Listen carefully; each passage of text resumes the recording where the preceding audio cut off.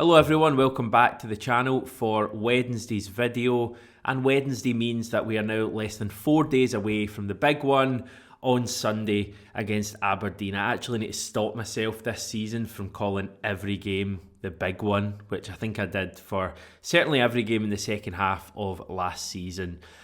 Is it a big game? I suppose it is. It's Celtic returning. We're going to chat a little bit about the game, a couple of bits of news that may interest you, and some other stuff away from the pitch.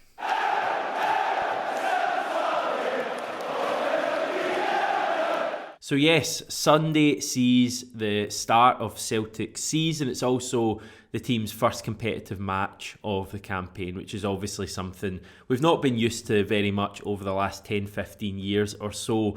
The game, or certainly the day, will also see the traditional unfurling of the league flag from the previous season, and Celtic have today announced that Captain Callum McGregor will have the honour of unfurling the flag this year. I don't really have much to say. Callum McGregor seems like a pretty fitting choice, the captain of the club, captain of the team last season when we won the league, so fair enough. I know that in previous years we've gone a little bit outside of the box. We've brought certain people in, maybe who had some sort of sentimental connection with the club, but it seems very much like it's kind of business this year round, which is probably pretty fitting given all that's come out from the club since Trophy Day. So it should be good.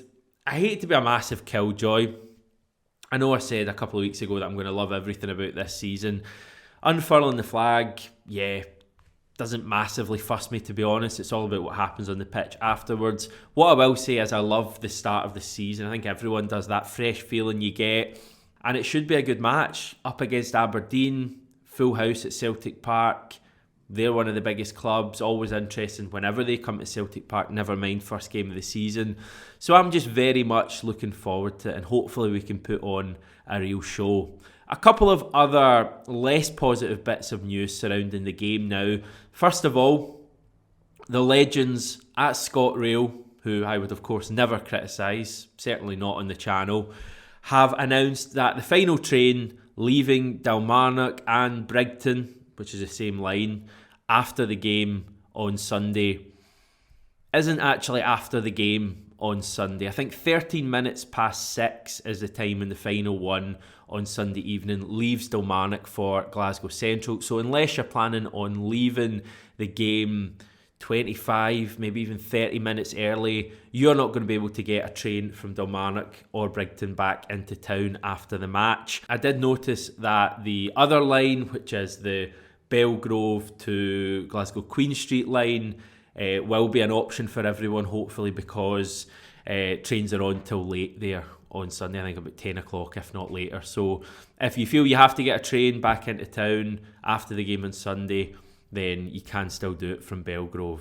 Something that will concern us all is the referee for the match on Sunday. Nick Walsh is the ref. He will be assisted by Frank Connor and Craig Ferguson, with Barry Cook as the fourth official. And as GigPod put it on Twitter fairly recently, a wonderful reminder that Bobby Madden won't be refereeing Celtic, or indeed any Scottish club, this season, just in case you'd forgotten that bit of news. Right, Yosuke Ideguchi seems to be injured. The reason I say seems is it was a report last night, not had any official confirmation from the club, but why would there be? They're not going to put a statement out to confirm an injury. They never have.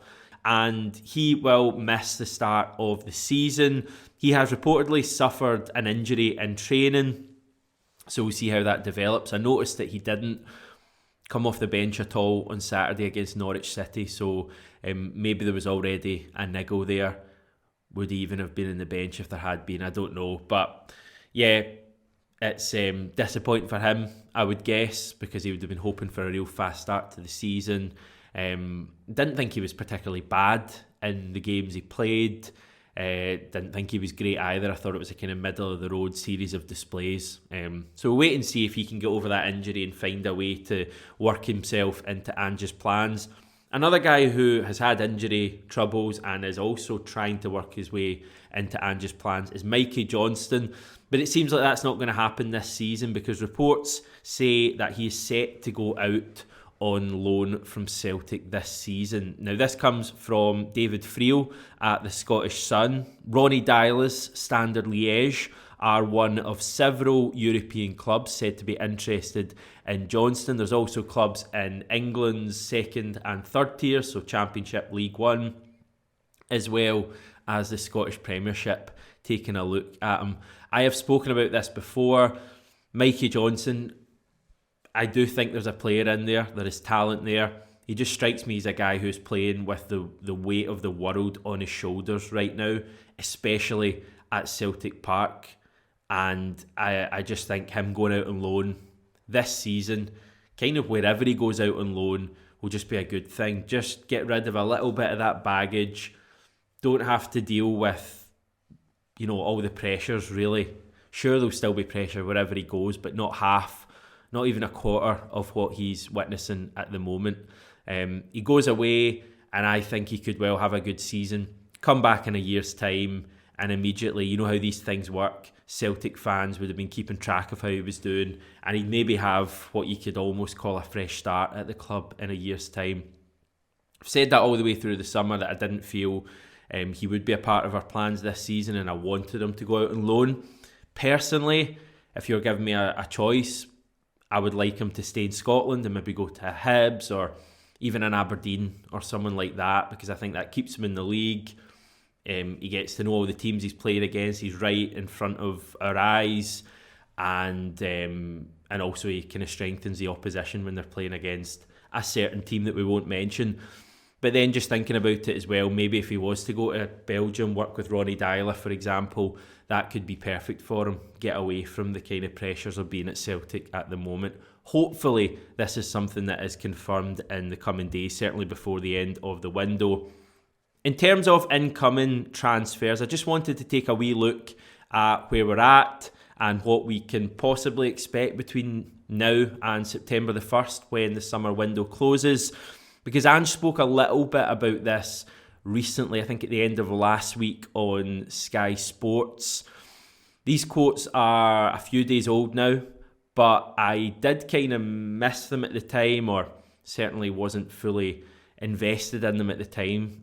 You may be the same. So I thought I could bring them up again and we could have a look at what Ange said about Celtic potentially doing more business between now and September the 1st. He said, "I think we'll still be active and we expect some comings and goings over the next 2 or 3 weeks while the window is still open. Without putting any certainty around it, I'd say we'll still be alert and ready to go if the right solution comes." Typical Ange fashion, he doesn't really say much there. It's certainly not a guarantee of more signings. But I just wouldn't be totally surprised if we get 1, possibly even 2 more new signings coming in before the end of the window. I still think he wants a striker. We've had various links over the course of the summer, nothing really substantial at any point, but I get the impression, and we got a report right at the start of the summer about Ange wanting a striker, even, on top of Kyogo and Giakoumakis. So I think that's one to watch. And the other one is that deeper central midfielder. I know we wanted Vinicius Souza. He then signed for Espanyol on loan. There was also links with Fausto Vera, the player playing in Argentina. He yesterday signed for Corinthians, one of the biggest clubs in South America. So well done to him. But he won't be coming to Celtic either. We have signed Aaron Moy. Maybe Aaron Moy is a guy that Ange wants for that position. He certainly came on there on Saturday, as I commented on in the reaction. But I just wonder if Ange wants a different profile of player in that position. I guess we'll just have to wait and see. But it does strike me, looking at Vinicius Souza, who was the main one we were clearly interested in. Very different player to Aaron Moy, I would say. So one to keep an eye on, but Ange certainly not ruling out any more signings. I am just speculating with most of that, but that's kind of the fun bit during a transfer window. Other than that, we're all just gearing up for Sunday. We've got plenty of plans on the channel as well over the next couple of days, so we should leave you satisfied with that as well. My chat with John Hutchison went out yesterday, so if you've not caught it, and are looking for something to do after this, certainly give that a go. And finally, a bit of a sad day as I say goodbye to this very weary reminder of the COVID season when everything went wrong. It's had some bad days, mainly bad days, lots and lots of them, and some good ones last season too, but a plethora of new Celtic gear for which I have bought, I think about 95% of it over the last couple of seasons, means that it's out with the old and you know the rest. So I will start the bidding at a tenner if anyone's interested in that. I'm joking, of course. It's worth at least 20. Speak to you tomorrow.